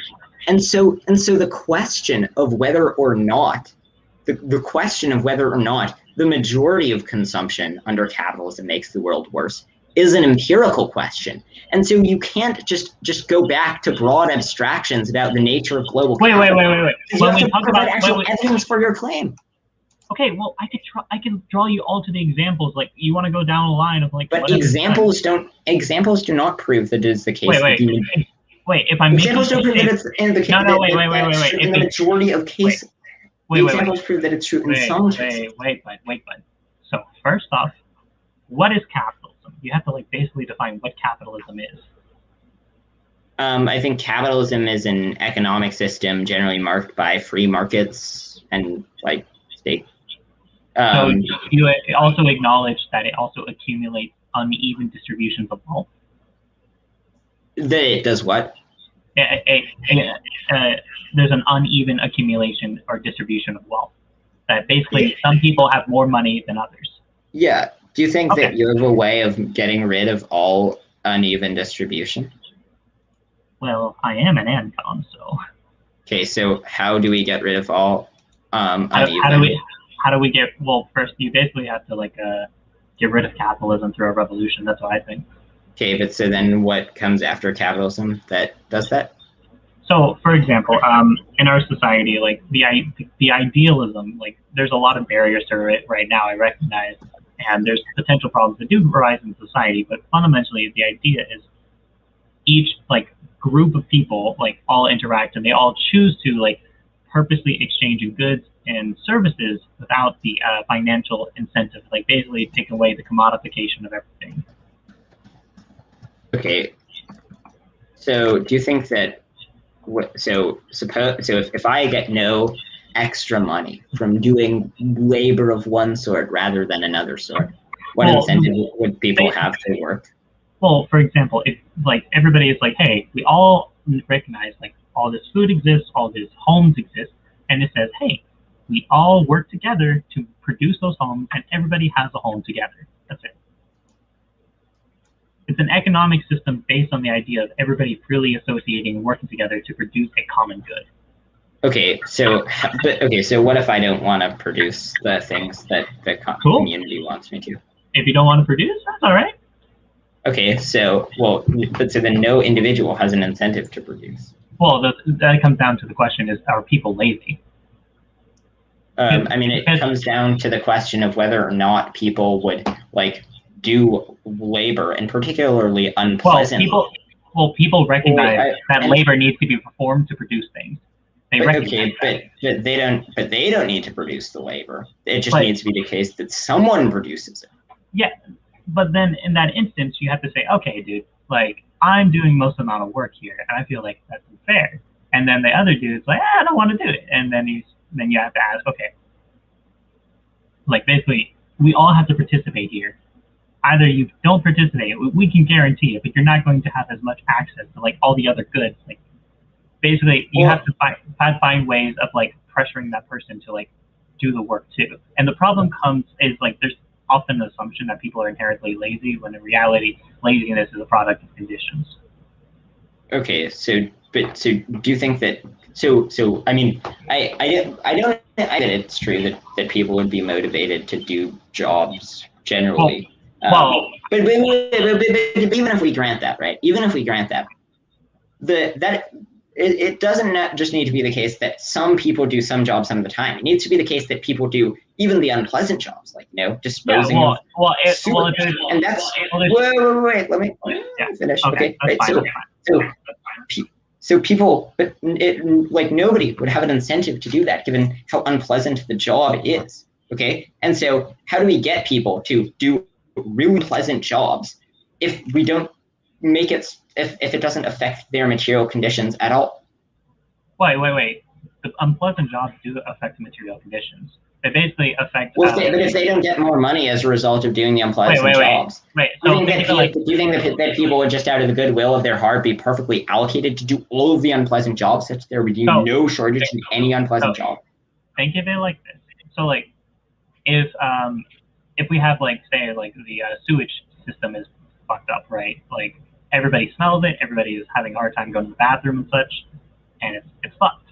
So they're like, okay, everybody comes together democratically to say, hey, how do we deal with the sewage system? And then we're like, okay, we have two options. We either nominate people to do the bad job, or the person chooses to volunteer, or we all say we all distribute the labor. This way we can all solve the issue together instead of alone. And those are the ways you can go about solving the issue. Okay, so for every single unpleasant job, we wait until it poses a problem to society, and then we call a town hall meeting? No, what I'm saying is, if we acknowledge that there are unpleasant jobs that exist in society, the ways we can go about to address them and maintain to ensure that they aren't an issue is through mutual cooperation. Okay, so how do we? How do we get people to do the unpleasant jobs? Your mechanism was calling a town hall meeting after things begin to go wrong. So, wait. The vast number of unpleasant jobs and the major cost of waiting until things go wrong. So it's not about waiting till things go wrong. What instead it is about recognizing if we don't do this, something will go wrong, and nobody wants to deal with that. So we all realize, hey, if we don't want to deal with that, we all work together to get it done, right? It's like when you live in a household and there's, like, say you are, like, going in the process of renovating your home, and everybody knows, like, hey, we all want to renovate the home. We all have to participate and chip in together. Well, okay, sure. But, one, in a home, the people who are in the home are generally there voluntarily. Yeah, but that's the fundamental idea, is for everybody to voluntarily work together to solve the issue.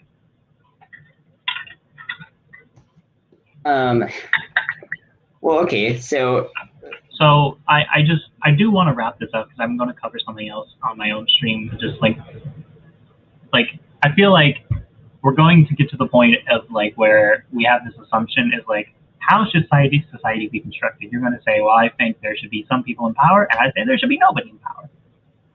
Like, that's, like, I can kind of get a feel of where we're going to get.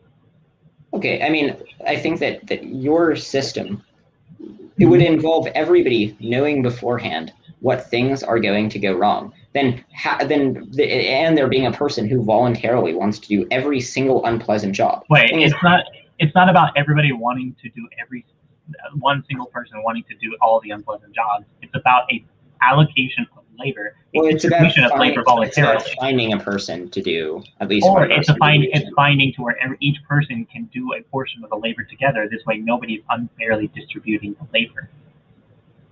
Well, okay, but no one can coerce anyone else, right? So we just have to rely on people's goodwill to do it. So the community comes together and says, there's a problem with sewage, someone should do it. And there's a problem with, insert the list of other problems that, like, there's a problem with the electrical grid and with plumbing. There are all these problems. And anyone want to volunteer to do this, even though it will not change the amount of money that you make? We all have exactly. Well, you're assuming that money is a factor in here. Right, no, money is not a factor. So they have no incentive to. Assuming that a large number of people are self-interested, it is unlikely that we can find one person to do all of the unpleasant jobs. Wait. Which is why historically we can see a relationship here, right? People don't like to live in filth. They like to have a good quality of life. We recognize that, right? Yes, but there are problems that are collective problems, such that one person cannot solve them by themselves. Well, that's why individuals don't solve it by themselves. like cooperatively work together to solve the issue. Individuals get together as a group and they say it would be awesome if we solve this problem. But if we can't, and then we work together and solve the issue. Like, well, okay, but so how do we like so how do we solve like the, for example, how do we get someone to dispose of toxic waste? Not of toxic waste, of sewage. What if no one wants to do that?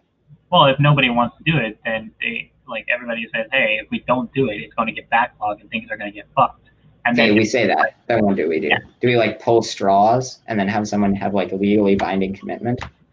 Or you could go for like, hey, but like, you could figure out a way to like organize a schedule. Like, hey, but like, this is the time that you need to do it because we all have done it these other times. And if that person doesn't want to do it, it's like, okay, fuck you, dude. If you're not going to participate, get the fuck out of here. Okay, so we have people be like part-time. So we have people be like, each person is a part-time toxic waste disposer? Maybe. Okay, so for example, doctors, how do we, like, would we have doctors? Yeah, doctors are kind of good. Okay, would we have like medical school be rigorous? I mean, yeah. Okay, so there would be rigorous medical school that people go through, but it doesn't like give them any material reward for going through years of very grueling medical. Wait, you're assuming people need a material reward to want to do work. I mean, do you think that we would just get the right number of doctors, the right number of people in every grueling domain, the right number of lawyers? Just by the community desiring to get the right number, despite there being no financial. There are ways we can go about it. Like, okay. What are the ways? Like, so if like we say, hey, we need this amount of doctors in our community, and then from there, as like the kids are growing up and people are having kids, and it's like, hey, okay, so basically say we figure out a way. I mean, there seems to be a lot of rule by the community saying, hey, but it doesn't seem to have much of an enforcement mechanism. Well, it's not about enforcement. It's about ways people like associate together to come to a resolution. People don't need to enforce things together. They basically need to be able to work together to solve an issue. There are instances where you could possibly resort to force and resort to enforcement. For example, if engaging in community defense, if like some people are trying to attack your town, you're like, hey, fuck you. But like in the society as a whole, the idea is to remove the amount of force and enforcement and coercion needed in order to have that society function. Okay, so I mean, just walk me through like how we get the right number of doctors, for example. So the idea is we need doctors. So you say we have this amount of people growing up. We ask them, like, hey guys, we all need this number of doctors. And then everybody like volunteers, like all the kids are like, hey, I want to study to be a doctor. And then from there, you continuously question and ask them, like, hey, do you still want to be a doctor? Do you keep wanting to be a doctor, right? We give people the option to switch their lives, change their lives. At the same time, people will naturally go to areas they want to do. Like, for example, like when we look at the nursing field, a lot of people who are nurses want to be nurses because they want to help people. I think you would get a lot of artists and very few doctors or lawyers or people who dispose of toxic waste or people who do construction or people who build infrastructure. So the thing is though, like in that instance, if people are naturally going towards those areas, then we say, hey guys, we recognize you want to do art, but that all of us have to recognize like we do the work together. And then we also do the hobbies, what we want, right? If the idea is like, if we achieve like breakdown capitalism, people will fundamentally have to do less work to survive. Like basically, why? Because the problem comes is the value of labor is the minimum wage, the salaries, whatever.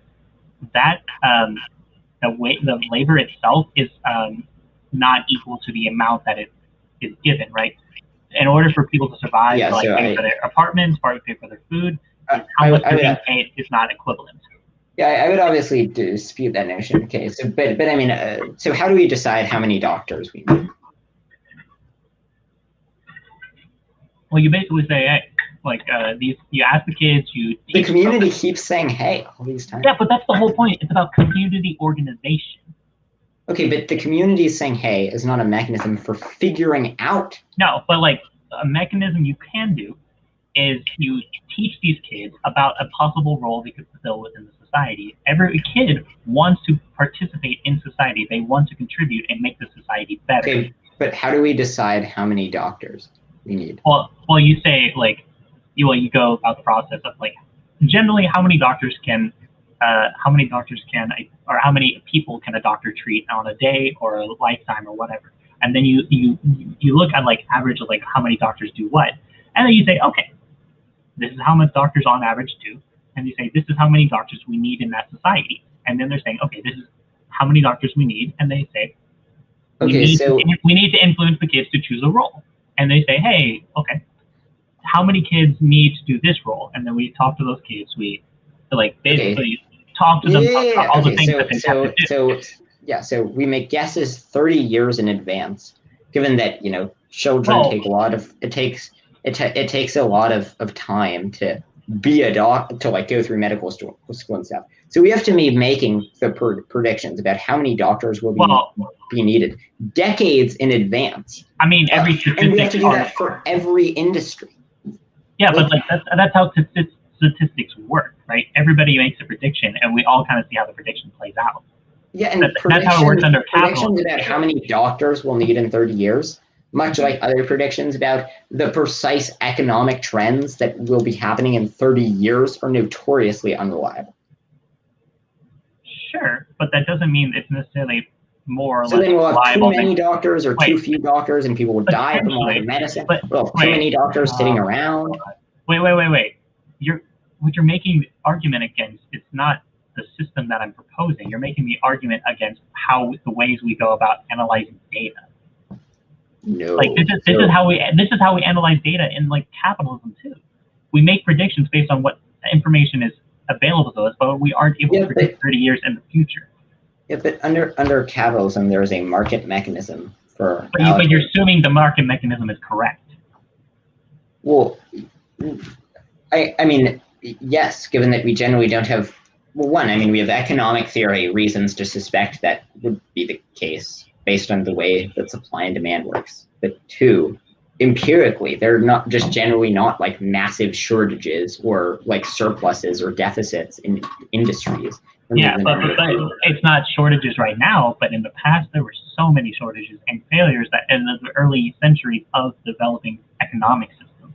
Like they've been able to correct for the failures that they initially had, but even though they've been able to correct for those failures, we see a constant set of failures. That's how like the market crashes and stuff happen, is like fundamentally is, even though like basically, sorry, my brain is getting fuzzy here, but these systems as a whole are going to have failures. They're going to mess up. They're going to basically go through the process of making mistakes.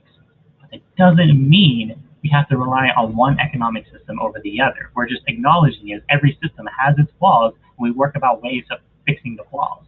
Well, your system's flaws have resulted in considerably more deaths than my system's flaws. I mean, your system's flaws have resulted in millions upon billions of deaths due to poverty, genocide, war. So, like, basically, you think that capitalism causes war, despite the fact that capitalist countries are significantly less likely to go to war? Wait. Have you looked at the military-industrial complex? The amount of money. Yes, I have, and that is one thing that perhaps increases the amount of war. I don't think that you could give an argument as to why the net effect of the U.S. military is bad. But even if it is, that does not mean that the net effect of democracy is on increasing war. When there's empirical data from we're not talking about democracy in 2010, we're talking about we're not talking about democracy. We're talking about capitalism, the economic system. If I said democracy, I misspoke. I meant to say capitalism. Okay. Basically, capitalism results in less war, less environmental degradation. No. Do you remember imperialism? Do you remember imperialism? I do remember imperialism, and despite all these things, the net effect is less people in poverty. Or sorry, the net effect is less war, less people in poverty. Wait. We've been having an entire series of wars, which we've made tons of money in our country for 20 years now. What are you talking about? Yeah, look, pointing to so imagine that I was saying that like Um, imagine that I was saying like, my kid is better behaved now than he was when he was 7. My kid who's 10. I don't have a kid, obviously, and I say like, when he was 7, he would act up 4 times a week, and now he only acts up once a week. And you say, but remember this thing that they did this week. They did the imperial. Wait. This isn't just this week. We can talk about the 19th century and how the entire imperial complex. No. Relationships. We can talk about colonization. Example doesn't disprove a general trend. Wait. War, according to studies. These all add to the general trend. We add to the general trend of how initial stages of development. And those are taken into account. Wait. Every single thing of every single war, every single conflict, every single movement has been a product of capitalism itself. It fundamentally. Do you think that capitalism do you think that capitalism was responsible for wars in ancient Rome, for example? No, wait. When we're talking about capitalism, we're talking in the early modern period to the current time frame. Also, I do want to address one comment in your chat. Zapatistas, look them up. They're great. But fundamentally is every single war leading from the early modern period to the current period has been driven by an economic demand, basically. Okay, but so the economic demand under a capitalist structure. Oh, wait. Okay, what was the economic demand for World War I? World War I? Oh, imperialism. They basically went through the process of saying, hey, we can make more money off of each other. And then from there, they were creating a desire to have more power and control over each other. And then from there, it led to a conflict. Okay, so your claim is that they had formed alliances? Yeah, the alliances were formed. Yeah, basically capitalism. Okay, but the alliance was a factor in the war. The alliance was not the war itself. No, but the material conditions of each separate country engaging in the capitalist process, right? Engaging the process of building up their military industry. Countries that are capitalist went to war does not mean that capitalism is the cause of war. No, but there was way more war before capitalism. Wait, there was war, but even then, you can still draw basically each war to an economic process, right? Economic problem. Basically, you can look at the wars of Rome and how they were expanding an imperialist process and how they were looking to make more money by screwing over and harming the other nations. Okay, I mean, I don't think that can be done with every single war, and I think that the empirics prove the general trend is that capitalism results in less war as opposed to more war. Wait, your claim is that you can explain, you can use capitalism to explain the cause of every single war? Oh, within the time frame of it existing, right?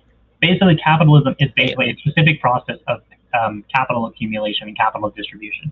But specifically, what it all draws back to is power, and specifically is power is through, you gain power through controlling economics. Okay. You control the economics, you have power. All right. How did capitalism cause the Cape Frontier Wars? The Cape Frontier Wars? What are you talking about? Give me a second. Yeah, well, that was a war. How did capitalism cause it? Cape Frontier Wars. What are those? This is a series of wars between the Zoja and European settlers. Okay. Let me see what time frame was this. It's easy. So basically, if it's another war between the natives and European settlers, the European settlers wanted to land. That was a bad example. I just Googled wars in 1800. Okay, yeah, sure. So that is one. Well, I mean, I don't know that you can explain imperialism, capitalism. Okay, but how do you explain? Well, imperialism is the natural development of capitalism. Okay, I don't know how you would why do you think? Basically, capitalism specifically is often more on a domestic level, where it's about specifically creating a relationship of controlling own work, factories and stuff between the workers. But then imperialism specifically is about controlling the individuals and members of society in other nations, and saying we as a society deserve to have more access to wealth than that nation. Sure. Okay. So how would you explain the Nagorno-Karabakh War? You're just going to keep throwing stuff at me, aren't you? Can you say that again? It was a conflict between Azerbaijan and the Republic of Artsakh. Azerbaijan and what war? The Nagorno-Karabakh War. Nagorno. Can you spell that up for me? Nagorno-Karabakh War. Okay, I recognize it as part of Azerbaijan, but it's mostly governed by Nagorno-Karabakh conflict between Armenia and Azerbaijan, inhabited mostly direct border clashes, which are de facto controlled by the public. It's internationally like so. So is like Azerbaijan basically like I don't know enough about this specific thing to be able to make that statement itself, but if you give me some time I can look at it. Okay. Is the Israeli-Palestinian conflict caused by capitalism? Oh, 100%, dude. Like first off, like you think about like how the United States continuously funnels like tons of money into Israel to support it, and then from there it's specifically trying to like expand its borders. Do you think that if we cut off aid, the conflict would end? Oh no, God no. No, what I'm saying is though, like. Okay, so capitalism does stuff, and that relates tangentially to the war. Okay, but so how does? No, wait, it doesn't relate tangentially.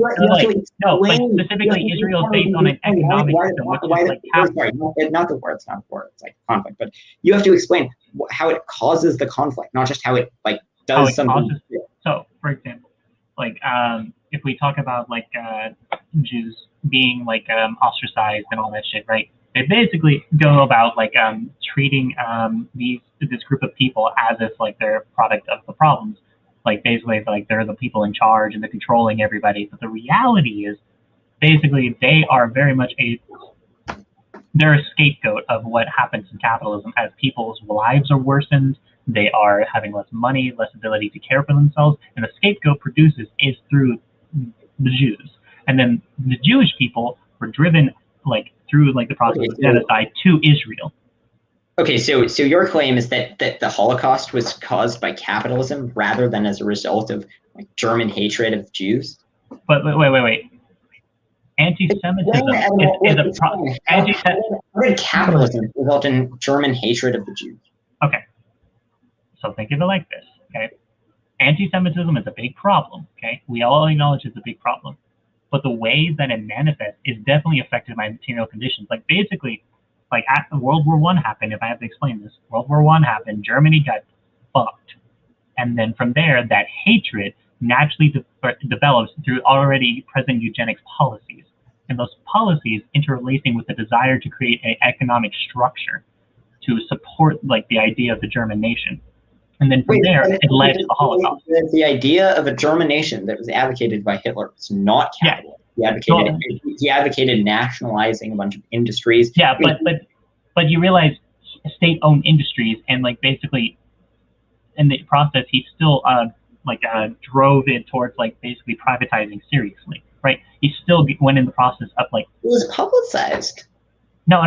It was he privatized it a lot. He nationalized initially, but when you look at it, he privatized a significant component of industries. He basically just maintained that you basically can only cater to like German Aryans. Right. Okay. So given that Hitler like generally nationalized industries, well, you may have privatized some, generally nationalized most of them.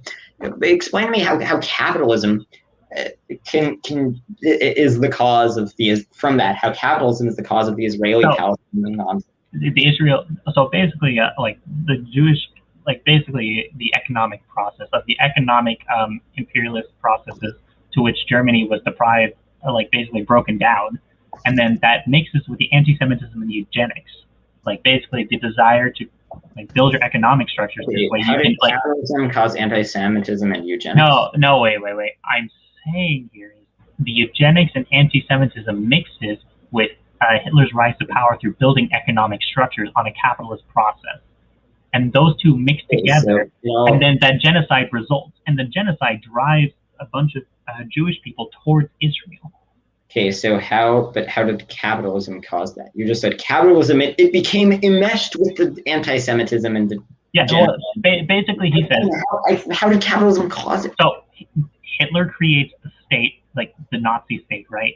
And basically he says, we're in charge, and we're going to be in the process of controlling the industries. They control the industries, and they make the people work in order for them to make enough money and make enough to build their power further.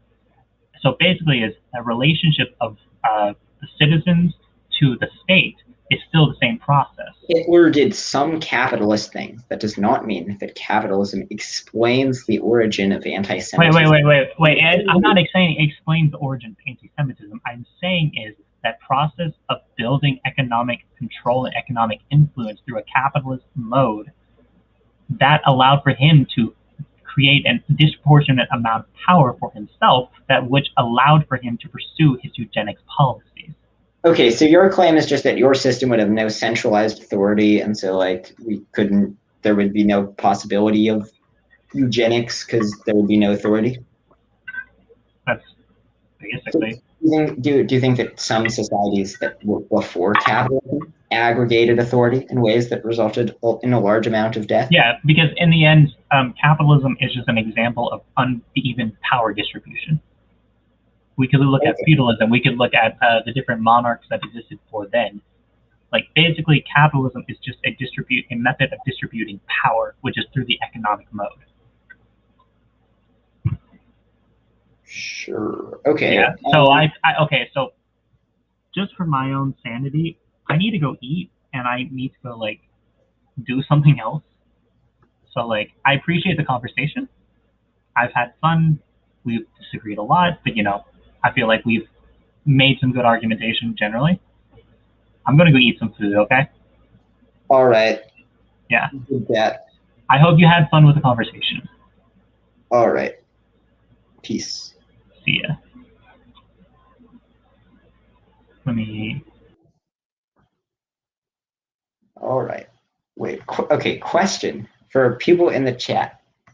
Do people agree with the assessment that just like questions were not being answered by my interlocutor?